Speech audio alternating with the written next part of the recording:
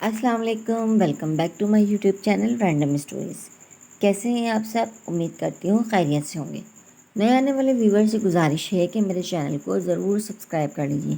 بڑھتے ہیں اپنے ناول تیری راہ میں رل گئی وے کی 8ویں قسط کی جانب۔ جب آپ کو مجھ سے محبت نہیں تو پھر یہ تعلق بھی زبردستی نہیں نبھ سکتا۔ سب سودے محبت کے ہوتے ہیں۔ اس کی بات پر وہ یکدم بھڑک اٹھا، اس کے بالوں کو پکڑ کر پیچھے کی طرف جھٹکا، پھر اس پہ جھک کر غضبناک لہجے میں بولا، جو تعلق تم زبردستی بنا سکتی ہو اسے زبردستی نبھاؤ بھی۔ وہ اس وحشت سے چلایا تھا کہ اس کے کانوں کے پردے پھٹ گئے۔ پھر ایک جھٹکے سے اس نے اپنی مٹھی سے اس کے بال آزاد کر دیے۔ آپ کے دل میں میری طرف سے جو بھی نفرت ہے اس کا اظہار ہوش میں آ کر کیجیے۔ یہ کھوکھلے سہارے لینے کی ضرورت کیوں؟ وہ تقریباً غرائی۔ وہ اس کی طرف بڑھا لیکن وہ پیچھے ہٹ گئی اور پھر جیسے پھٹ پڑی۔ میں بھی تو دیکھوں میری طرف سے کتنی نفرت ہے آپ کے دل میں۔ انتقام کی کیا حد ہے؟ ہر طرح کا ظلم سہ جائے گی زباریہ احمد، مگر یہ بے خبری کی موت نہیں، سمجھے آپ؟ ہمت ہو تو کبھی ہوش میں آ کر نفرت کا اظہار کیجیے گا مجھ سے۔ مالک صاحب ہوش میں آ کر۔ دوسرے ہی لمحے جہادات کا زناٹے دار تھپڑ اس کی زبان بند کر گیا۔ زیادہ بکواس پسند نہیں ہے مجھے، وہ غرایا، اور وہ جیسے جہنم میں جا پڑی۔ اس نے لبالب پانیوں سے بھری آنکھیں اٹھائیں۔ وہ بالکل دھت تھا، اسے خود خبر نہیں تھی کہ وہ کیا کر رہا ہے۔ اس کی طرف دیکھ کر زباریہ نفرت سے ہنس پڑی۔ تکلیف دے کر شوق نظارے کی صلاحیت تو پیدا کیجیے پہلے، تاکہ زخم سہنے میں مجھے بھی لطف آئے اور آپ کو بھی۔ وہ کمرے سے باہر نکلنے لگی، لیکن دوسرے ہی لمحے جہادات نے اس کی ساڑی کا پلو پکڑ لیا، لیکن اس کے ساتھ ہی وہ خود بری طرح لڑکھڑایا اور اگلے ہی لمحے کسی شکستہ دیوار کی طرح بستر پر ڈھیر ہو گیا، جیسے کوئی بلائے ناگہانی ٹل گئی ہو۔ کچھ اسی کیفیت میں زباریہ نے اس کے مدہوش وجود کو دیکھا، پھر بڑی احتیاط سے اس کا بازو اپنی گردن پہ سے ہٹا دیا اور سیدھی ہو بیٹھی۔ وہ اوندھا پڑا ہوا تھا اور وہ دردیدہ نگاہوں سے اس کی طرف دیکھ رہی تھی، اور پھر نہ جانے کتنے ہی لمحے اس نے چپ چاپ آنسو بہاتے گزار دیے۔ یہ ظلم نہیں تو اور کیا ہے؟ اس نے قابل رحم نگاہ اس کے وجود پہ ڈالی۔ معاشرے کا ایک مہذب اور ذمہ دار شخص، اس نے تلخی سے سوچا، اس طرح آپ کسے اذیت پہنچا رہے ہیں سر، مجھے یا خود کو؟ وہ متاسف انداز میں اس کے وجود پہ کمبل ڈال کر کمرے سے باہر نکل گئی۔ وہ واش بیسن پر جھکا کھڑا تھا۔ کئی کر لینے کے باوجود بھی طبیعت کی متلی دماغ کی چکراہٹ رکنے کا نام نہیں لیتی تھی۔ سر اب بھی بری طرح چکرا رہا تھا، جیسے ریل گاڑی سے ابھی ابھی اتر کر کھڑا ہوا ہو۔ ہاتھ منہ دھونے کے بعد اس نے تولیہ سے ہاتھ منہ پوچھا، شرٹ اتار کر پھینک دی جس میں سے غلاظت کی بو آ رہی تھی۔ دوسری شرٹ بدلنے کی مہلت نہیں ملی کہ اسی اثنا میں فون کی بیل بج اٹھی۔ چند ثانیے اس نے فون کی گھنٹی پہ غور کیا، پھر باہر نکل کر فون اٹھا لیا۔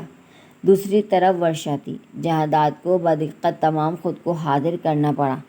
ورشا نے لمبی چوڑی بات نہیں کی، مختصر حال احوال کے بعد زباریہ کا پوچھنے لگی۔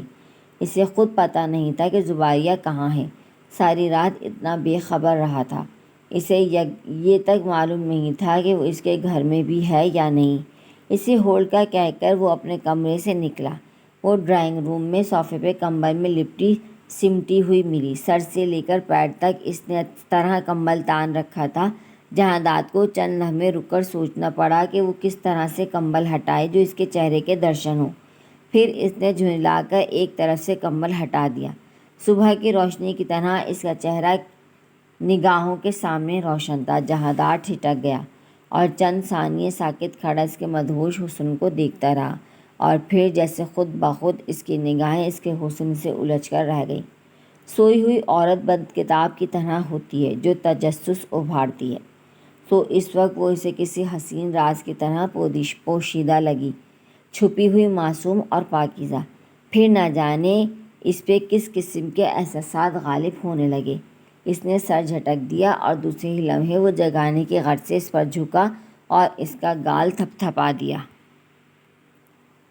زباریہ نے کسمسا کر آنکھیں کھول دیں اور پھر اسے خود پر جھکا پا کر اس کی چیخ نکل گئی۔ اس کا رد عمل اس قدر بے ساختہ اور فوری تھا کہ جہادات خود اس کی چیخ سے ڈر گیا۔ ڈر گیا کیا، بلکہ ہوش میں آ گیا۔ What nonsense! اگلے ہی پل اس کی پیشانی پر ناگوار لکیریں ابھر آئیں۔ زباریہ سکڑ سمٹ کر بیٹھ گئی۔ ورشا کا فون ہے، جا کر سن لو، بے لچک انداز میں کہتا ہوا وہ آگے بڑھ گیا۔ زباریہ فون کی اطلاع پہ بستر سے اٹھ گئی، لیکن اس کا دل اب بھی تیز تیز دھڑک رہا تھا۔ جاتے جاتے زباریہ نے ایک بار پھر مڑ کر اس کی طرف دیکھا۔ نیلی پتلون پہ بنا شرٹ کے اس سخت سردی میں وہ کس طرح دندناتا پھر رہا تھا۔ لا حول ولا قوت! انسان ہے یا کوئی پتھر؟ اس نے دل ہی دل میں سوچا۔ جو انسان احساسات سے لاتعلق ہو جاتے ہیں، کیا ان پہ موسم بھی اثر انداز ہونا چھوڑ دیتے ہیں؟ وہ فون سننے کمرے میں چلی گئی۔ ابھی وہ باتیں کر ہی رہی تھی کہ جہانداد واپس کمرے میں آ گیا۔ وارڈروب کھولی، اپنے کپڑے نکالے، پھر باتھ روم میں گھس گیا۔ زباریہ ورشا کا پیغام ریسیو کر کے کمرے سے باہر نکل آئی۔ ابھی وہ ہاتھ منہ دھو رہی تھی کہ صفدر آ گیا۔ سلام جھاڑنے کے بعد وہ اپنے معمول کے کاموں میں لگ گیا۔ وہ کچن میں آ گئی۔ کیا ناشتہ کریں گی بی بی جی آپ؟ وہ سب کام چھوڑ کر اس کی طرف لپکا۔ ناشتہ؟ زباریہ کو سوچنا پڑا کہ وہ کیا ناشتہ کرے۔ ایسا کرو، ایک کپ اچھی سی چائے بنا دو۔ بنانی آتی ہے؟ کیوں نہیں جی، مگر تمہارے صاحب تو چائے نہیں پیتے، پر میں تو پیتا ہوں جی۔ اچھا چلو پھر بناؤ۔ وہ اخبار کھول کر وہیں بیٹھ گئی۔ آپ ناشتہ کیا کریں گی بی بی جی؟ میرا مطلب ہے مجھے بتا دیجیے گا، میں لے آؤں گا۔ وہ چائے کا کپ اسے تھماتے ہوئے بولا۔ زباریہ نے چائے اس کے ہاتھ سے لے لی، پھر کچھ سوچ کر بولی، تمہارے صاحب کس چیز کا ناشتہ کرتے ہیں؟ وہ تو جی بہت کچھ کھاتے ہیں، میرا مطلب ہے روزانہ کوئی ایک چیز کا ناشتہ نہیں کرتے۔ میرا مطلب یہ ہے کون سی چیز بناؤں جو تمہارے صاحب شوق سے کھانا پسند کریں؟ وہ تو جی ہر چیز شوق سے کھا لیتے ہیں سوائے چائے کے۔ صفدر دانت نکوستے ہوئے بولا۔ شاید یہی سچ ہے۔ وہ زباریہ تلخی سے ہنسی۔ ٹھیک ہے، تم ایک تازہ ڈبل روٹی اور انڈے لے آؤ، اس نے کچھ سوچ کر کہا۔ صفدر نے حکم کی تعمیل کی۔ تقریباً 2 گھنٹے ہو گئے تھے، وہ ابھی تک کمرے سے نہیں نکلا تھا۔ اسے عجیب سا لگا۔ چھٹی کا دن ہے، صاحب جی دیر تک سونے کے عادی ہیں۔ صفدر نے اس کی پریشانی سمجھتے ہوئے اطلاع پہنچائی، لیکن جس وقت وہ فون پر بات کر رہی تھی وہ نہانے گیا تھا۔ اس نے دماغ پر زور ڈالا، پھر جھنجلا کر بولی، صفدر کمرے میں جھانک کر دیکھو تمہارے صاحب کیا کر رہے ہیں۔ صفدر کمرے میں جھانک کر آ گیا۔ بی بی جی وہ سو رہے ہیں۔ حیرت کی بات ہے، کوئی نہا کر بھی دوبارہ سو جاتا ہے۔ پھر وہ اس کے بغیر ہی ناشتہ کرنے لگی۔ تھوڑی دیر میں جہانداد کی آواز آئی، وہ صفدر کو پکار رہا تھا۔ صفدر الٹے پیروں لپکا۔ زباریہ نے کان لگا کر سننے کی کوشش کی۔ وہ اسے کسی دوائی کے بارے میں بتا رہا تھا کہ وہ میڈیکل اسٹور سے خرید لائے۔ صفدر بازار چلا گیا۔ وہ کچن میں ہی بیٹھی پریشان ہوتی رہی۔ جب تک وہ بازار سے نہیں آ گیا اس کی پریشانی دور نہیں ہوئی۔ صفدر اسے دوا اور پانی دے آیا تھا۔ بغیر ناشتے کی ہی تم نے اپنے صاحب کو دوا دے دی؟ وہ جی میں نے پوچھا تھا، کہنے لگے جب ضرورت ہوگی لے لوں گا، ابھی فی الحال دوا دے دو۔ زباریہ اور بھی پریشان ہو گئی۔ کیا بخار وغیرہ ہے انہیں؟ صفدر نے حیرانی سے اس کی شکل دیکھی۔ آپ کو نہیں پتہ جی؟ زباریہ دوسرے ہی لمحے شرمندہ ہو گئی۔ ملازم کیا محسوس کرے گا؟ 2 دن کے میاں بیوی اور اتنی لا تعلقی۔ وہ تمہارے صاحب ڈاکٹر کے پاس نہیں گئے نا؟ میں اس لیے کہہ رہی تھی، خود بخود دوا تجویز کر لینا تو اچھا نہیں ہوتا۔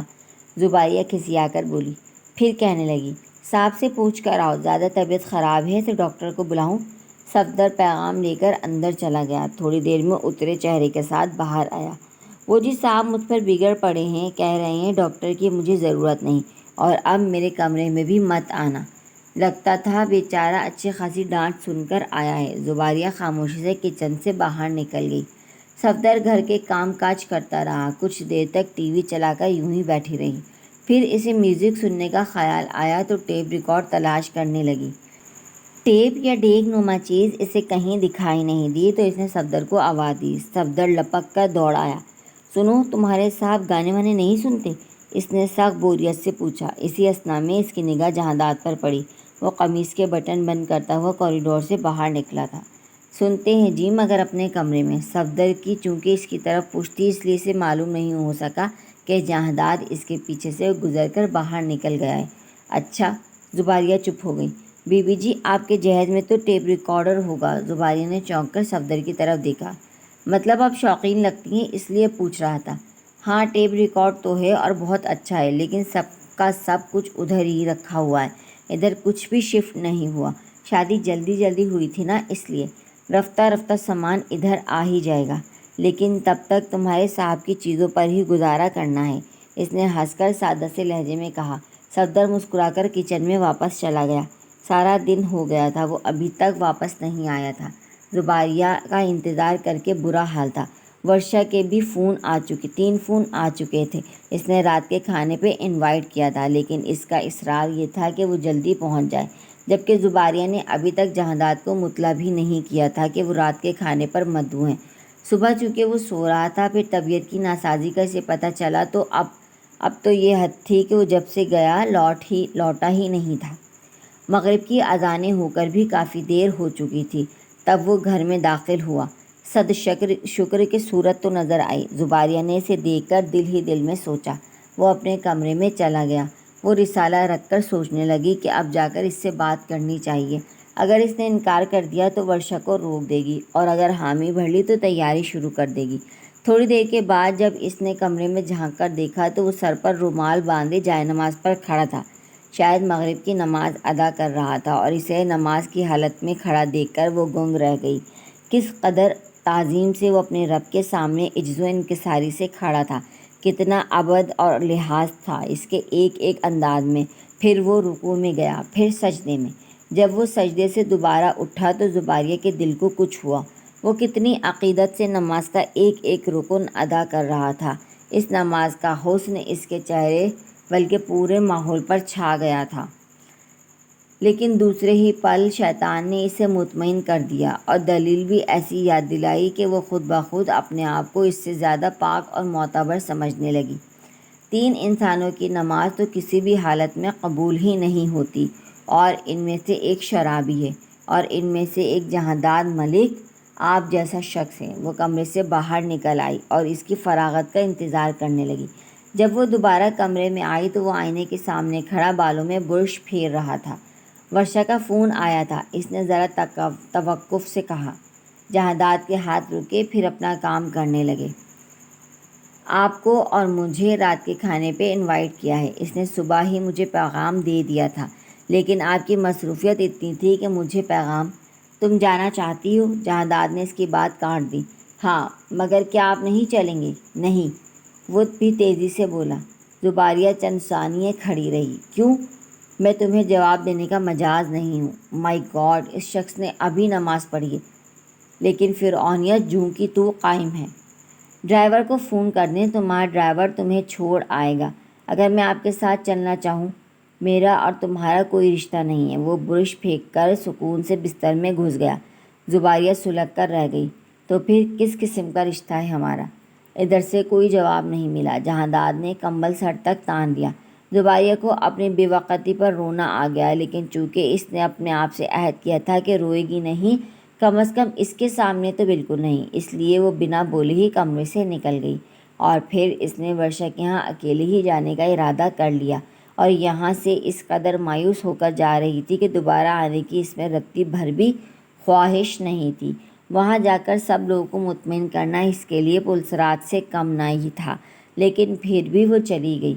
ورشا کے گھر والے ان دونوں کے انتظار میں تھے، لیکن اسے اکیلا دیکھ کر تقریباً سبھی کو مایوسی اور حیرانی ہوئی، اور اسے جھوٹ موٹ جواز گھڑنا پڑا کہ وہ اچانک کام کے سلسلے میں شہر سے باہر چلے گئے، اس لیے مجھے اکیلے آنا پڑا۔ ورشا سمجھ گئی تھی کہ یہ جھوٹ ہے، لیکن باقی سب مطمئن ہو گئے۔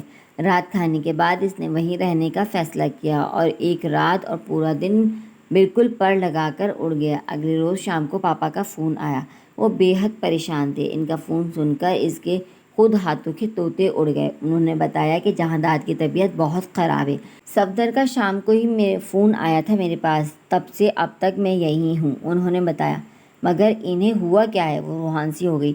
ڈاکٹر کہہ رہے ہیں کہ فوڈ پوائزن ہے، یا اس نے کوئی زہریلی نشہ آور چیز کھا لی ہے، وہ فکر مندی سے بتا رہے تھے۔ زباریہ کے سر پر دھماکہ ہوا۔ وہ نہیں چاہتی تھی کہ اس کے باپ پہ یہ راز کھلے۔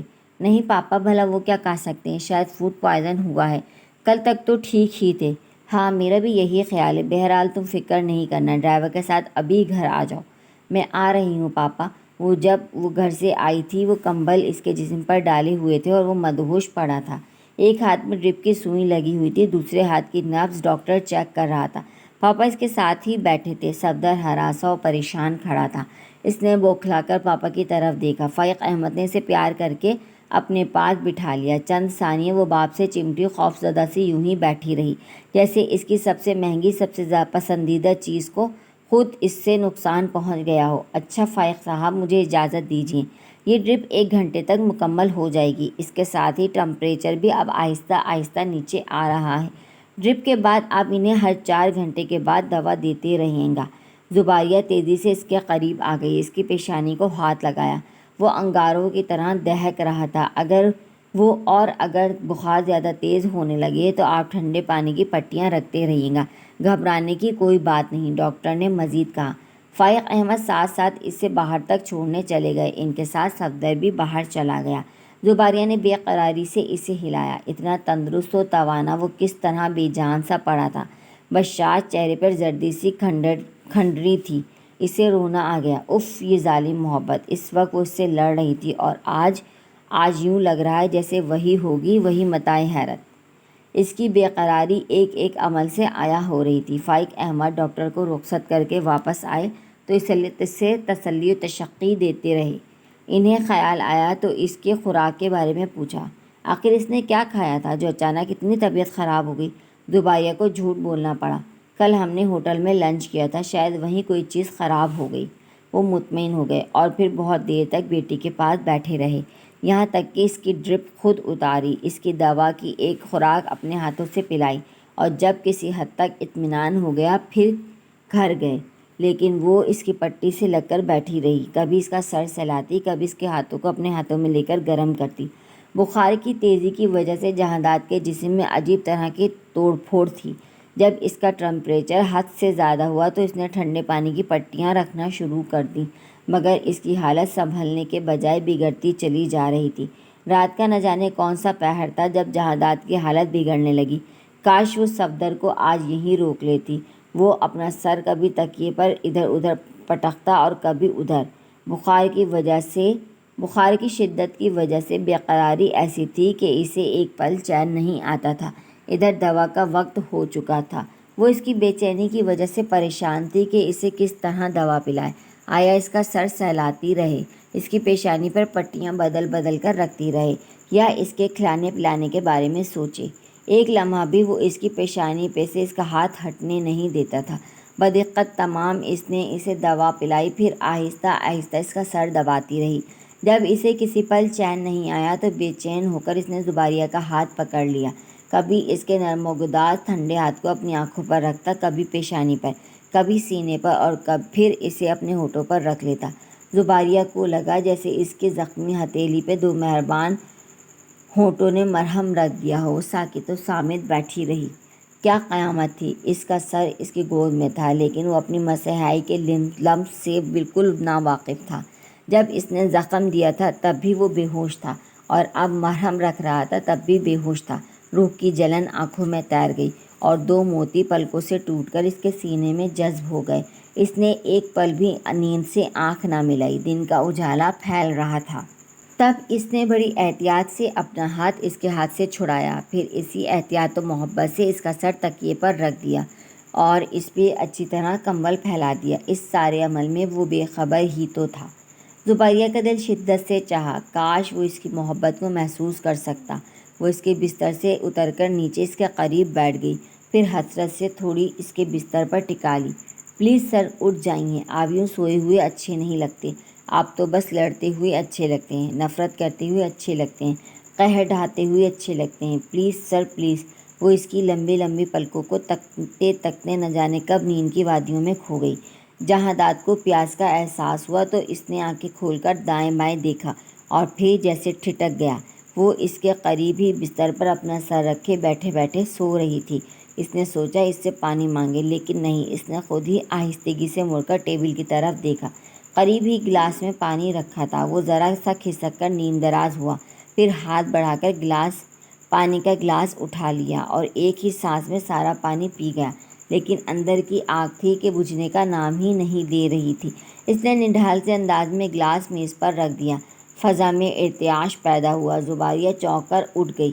وہ بستر میں واپس گھس رہا تھا۔ زباریہ اپنی جگہ سے کھڑی ہو گئی، پھر اپنی ہتھیلی اس کی پیشانی پر رکھ کر بخار چیک کرنے لگی۔ حالانکہ وہ جاگ رہا تھا لیکن آنکھیں بند کیے پڑا رہا اور اسے اپنے جاگنے کا احساس ہونے نہیں دیا۔ زباریہ کو اس بات کا گہرا دکھ ہوا، لیکن پھر بھی وہ مطمئن سے انداز میں کمرے سے باہر نکل گئی۔ اگلے ہی پل فائق احمد ڈاکٹر کے ہمراہ چلے آئے۔ اس نے ناشتہ بنا کر صفدر کے ہاتھ اندر بھیج دیا۔ پاپا اور ڈاکٹر کے شدید اصرار پہ اس نے معمولی ناشتہ کیا تھا، لیکن باقی ناشتہ ویسے کا ویسا باہر آ گیا۔ اس کی کمزوری محسوس کرتے ہوئے ڈاکٹر نے ایک ڈرپ اس کو اور لگا دی۔ دن بھر آنے جانے والوں کا تانتا بندہ رہا۔ ورشا کے گھر والے آ کر چلے گئے، لیکن ورشا شام تک اس کے پاس رہی اور پھر وہ بھی چلی گئی۔ شام کو پاپا پھر اس سے ملنے کے لیے آئے۔ اب اس کی طبیعت کافی بہتر ہو چکی تھی۔ پاپا نے اسے سختی سے منع کیا تھا کہ وہ سگریٹ ہرگز نہیں پیے گا اور زباریہ کو تلقین کی تھی کہ اس کی خوراک کا خاص خیال رکھے۔ پاپا کے چلے جانے کے بعد جب وہ اس کے پاس آئی تو دونوں ہاتھ سر کے نیچے رکھے وہ بستر سے ٹیک لگا کر بیٹھا تھا اور مسلسل چھت کو گھور رہا تھا۔ زباریہ کو اسے دیکھ کر پریشانی ہوئی تو یہ کہ اس کے ہونٹوں پر سگریٹ سلگ رہا تھا۔ وہ تیزی سے آگے بڑھی اور ہاتھ بڑھا کر سگریٹ اس کے منہ سے نکال کر دور پھینک دیا۔ جہاداد نے اس کی طرف ناگواری سے دیکھا۔ اس کی اتنی جرأت!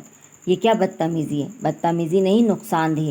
وہ سکون سے نزدیک ہی پڑی سگریٹ کی ڈبیا اور لائٹر اٹھانے لگی۔ جہاداد نے اس کے ہاتھوں پہ ہاتھ رکھ دیا اور سگریٹ اس کے ہاتھ سے چھین لیے۔ یہ آپ کی صحت کے لیے مضر ہے، وہ رسان سے بولی۔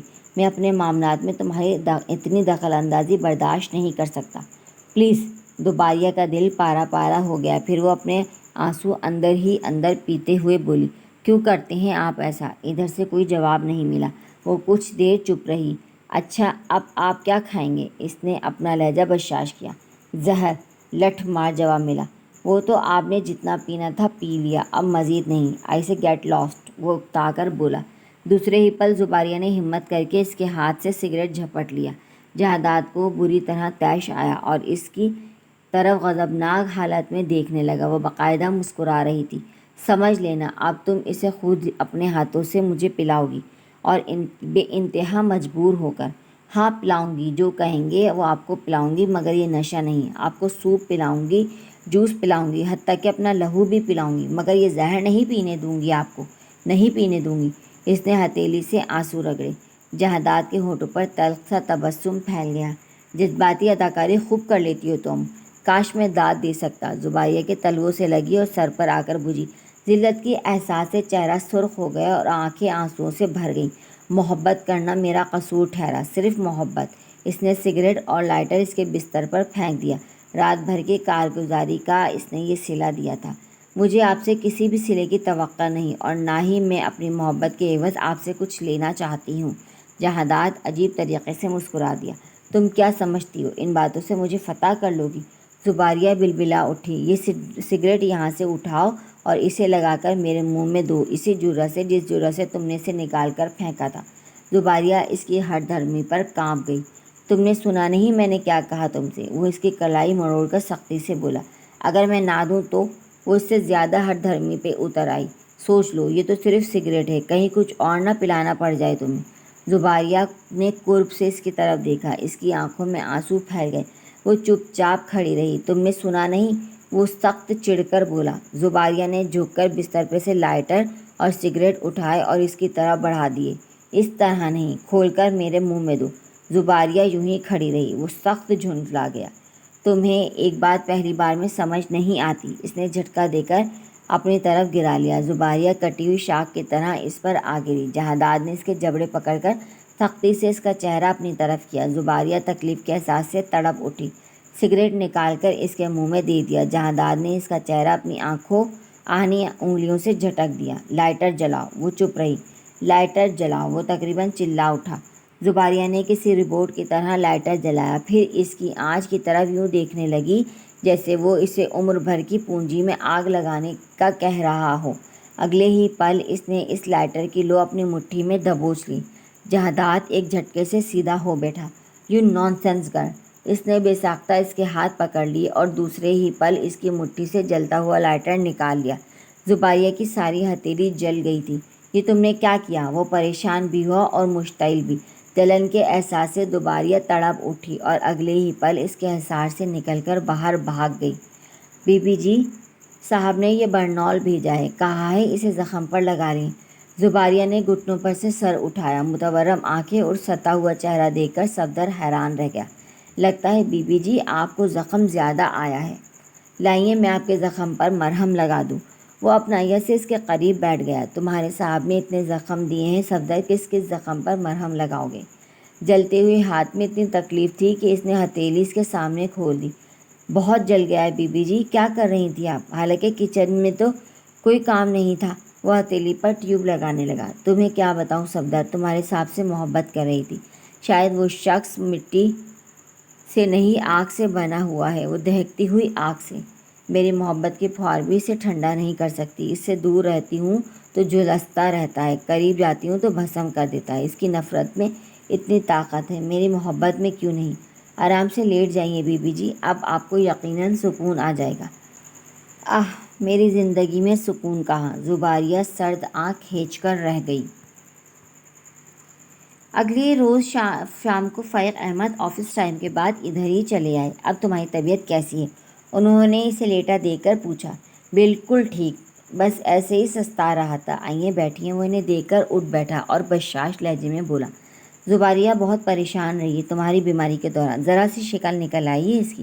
وہ بیٹھتے ہوئے بولے۔ جہاداد نے کن آنکھوں سے اپنے سسر کے چہرے کا جائزہ لیا۔ آپ زباریہ سے مل لیے؟ اس کی آواز دھیمی تھی۔ ہاں بھائی، میں ابھی یہی سمجھا رہا تھا، رونے یا فکر مند ہونے کی تو کوئی بات نہیں، معمولی بخار ہی تو ہے، مگر بس۔ وہ گہرا سانس لے کر رہ گئے۔ بے حد حساس لڑکی ہے، میں بیمار ہو جاتا تو بری طرح پریشان ہو جاتی تھی۔ پھر وہ ہلکا سا مسکرا دیے۔ کسی کو تکلیف میں مبتلا نہیں دیکھ سکتی، اتنا سا دل ہے اس کا، لیکن اس کے باوجود خود بڑی سے بڑی تکلیف سہ جانے کا حوصلہ رکھتی ہے۔ اس نے ہی اپنی پریشانیوں میں مجھے پریشان کیا ہے۔ ان کے چہرے پر تفاخر جھلکنے لگا۔ حالانکہ اکلوتا بچہ زیادہ پریشان کرتا ہے، مگر زباریہ نے مجھے کبھی احساس نہیں ہونے دیا کہ وہ اکیلی ہے اور میں اسے زیادہ توجہ دوں اور زیادہ وقت دوں۔ جہاداد اس کی ذات کے بارے میں انکشاف بڑے انہماک سے سن رہا تھا۔ اگلے ہی پل فائق احمد مسکرا دیے۔ لو، میں کیا باتیں لے کر بیٹھا، میں یہ کہنے آیا تھا بیٹے، اپنی بیماری کی اطلاع اپنے گھر دے دیتے، وہ لوگ بھی آ جاتے، یا اطلاع دے دی؟ نہیں، اطلاع تو نہیں دی۔ فائق احمد نے استفہامیہ نگاہ اس پر ڈالی۔ شادی میں بھی وہ لوگ سرسری سے انداز میں شامل ہوئے تھے، کہیں کوئی؟ ان کا اندیشہ خود ان کی زبان پہ آ گیا۔ جہاداد کا دل چاہا کہے ہاں یہی کچھ ہے، جان بوجھ کر انجان تو نہ بنیے، لیکن اس نے صبر و ضبط سے کام لیا اور مسکرا کر بولا، میں نے ان لوگوں کو اس لیے پریشان نہیں کیا کہ میرا ارادہ ہے ہم لوگ خود وہاں جائیں۔ یہ تو اور بھی اچھا ہے، آب و ہوا بھی تبدیل ہو جائے گی اور وہ لوگ بھی خوش ہو جائیں گے۔ پھر کب تک کا ارادہ ہے جانے کا؟ دیکھیے کل صبح یا کل شام تک۔ ٹھیک ہے، تو پھر تم لوگ جانے کی تیاری کرو، میں بھی چلتا ہوں۔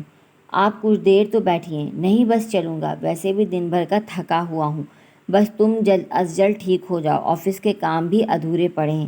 انہوں نے اس کے شانے پہ اپنائیت سے دباؤ ڈالا، پھر مصافحہ کر کے کمرے سے نکل گئے۔